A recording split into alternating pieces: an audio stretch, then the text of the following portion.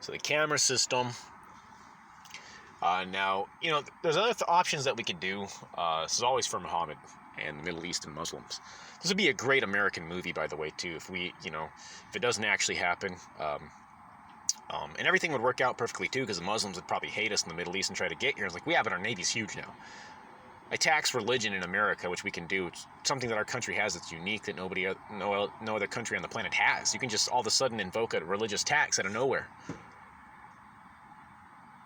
These religions have just been growing and prospering here for hundreds of years, and you just invoke a tax and all this money pours in, $100 billion extra a year. But if we did peace, you could bring everybody back home and we could make a movie about it. I'd love to make a movie about it. It's an awesome movie. Movies are movies, freedom of expression stuff. We could bring everybody back home. You guys couldn't get to us anyway, even if you were angry. I'd build like 10 or 15 or 20 more behemoths. Those are nothing. $5 billion. Like 10 of those is $50 billion. I get $100 billion a year over 8 years. That's $800 billion. That is really nothing. That becomes nothing.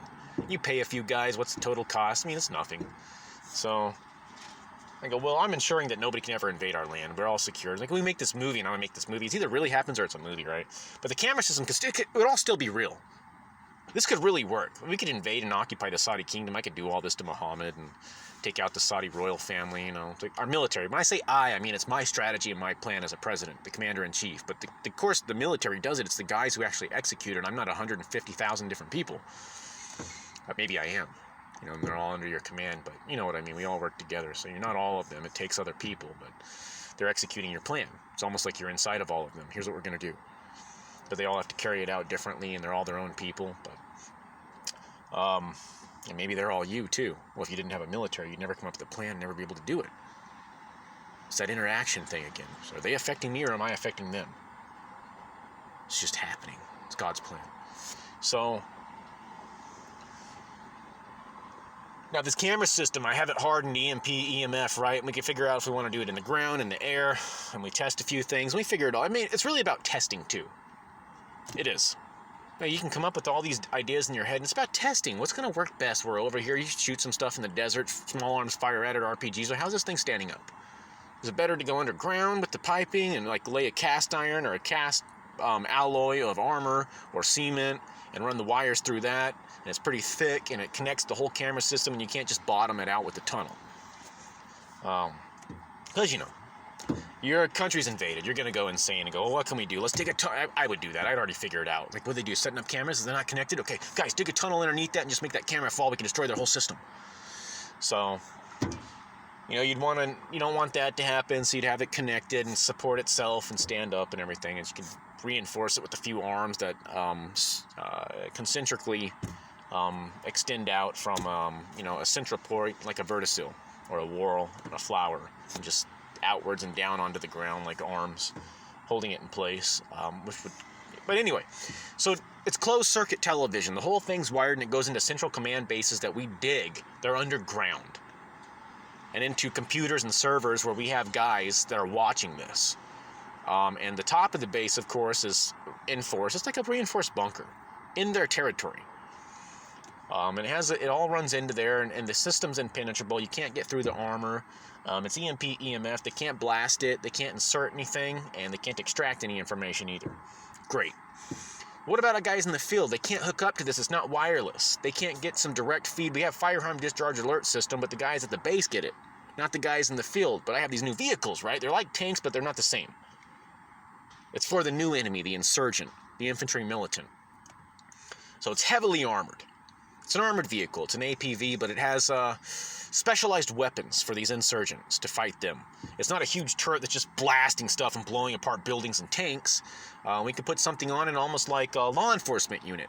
It could just blast people with sound waves. Incapacitate the enemy. You could do that, especially if they're hiding behind one of our cameras and we don't want to take out our camera. That's a good alternative. You could also have stuff like, and the cameras could have guns on them. I went over that. I mean, this could be real futuristic. That's why it'd be great to make a movie about it, too. Movie would be badass. The actual thing would be badass. Somebody tries to hide behind it, and a gun comes out that's armored, too, and you can just shoot them from the camera system.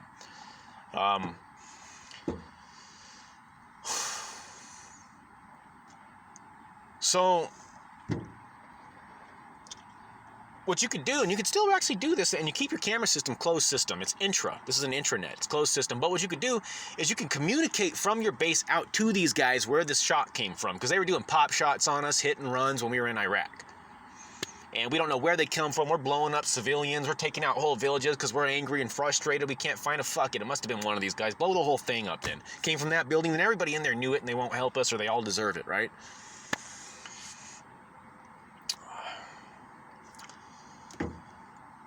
So you can communicate with your units out in the field, and what they do is it's just awesome propaganda too. I mean, they drive around, they're just shooting out Islamic sayings, and it's all about Allah and submit to the will of Allah, and these are the holy soldiers of Allah, and we're here to give you Islam, and right? It's not crazy, it's just all powerful. This is Islam just defeating itself from America. These guys would go insane, and we're securing Mecca. We have Mecca, it's ours, it is totally secured. I'm ruling from the Great Mosque now. Article 1, Section 8. I've moved the capital over there. No more than 10 miles square, and that is the new Capitol building. I'm just doing official United States business from it. I have declared myself the Caliph, the United States President, and the King. I beheaded Muhammad, right? This is amazing. It's just incredible. So you could communicate to your operating personnel out in the field that are inside of these armored personnel units, or armored fighting vehicles. It's both. They got personnel and they're fighting and they're armored, but they're specialized. They're thicker with armor. It's not a tank. The guns are different, and the ammunition stuff's going to be different. You can have different types of, like I said, weaponry, like the advanced stuff, sonic or sound. Just you could neutralize or incapacitate and disable the enemy without killing them at times too.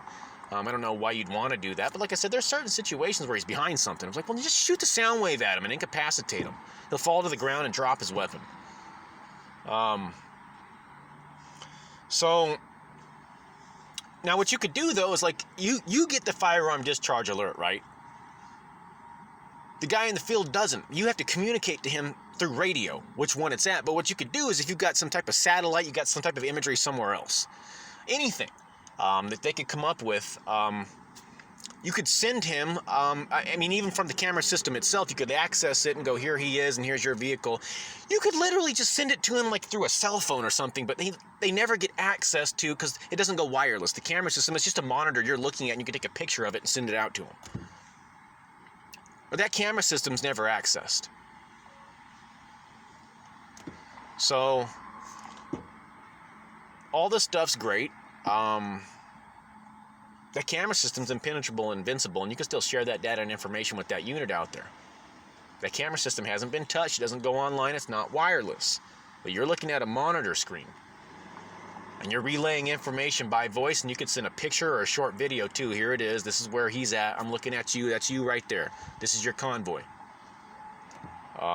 It's this camera over here. You could even have some of the cameras numbered somehow. They kind of know, everybody goes over this, and they know which camera is, it could have numbers or letters on it, which unit it is. They operate in a certain area, and they know they don't leave that area, and they know the camera system very well and which one they're dealing with and the associated names or letters. Like, you could do this very intelligently, but you could put it in a movie too, and it'd just piss off all of Islam, but it'd be the greatest movie ever.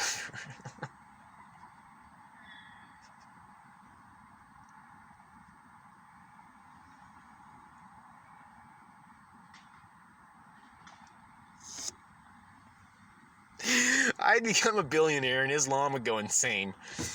But they could never get to the homeland, because I'd have this place, like the Navy come home. I got a movie I want to make. And I just line the coastline with our Navy and our Coast Guard, and I put out, like I said, 10 more behemoths or something. These are state-of-the-art. Futuristic. We just put everything. I said, guys, go crazy. Just make your dream ship. So, any type that you want. You got destroyers, cruisers, aircraft carriers. You can make a behemoth aircraft carrier. Just throw a bunch of planes on that.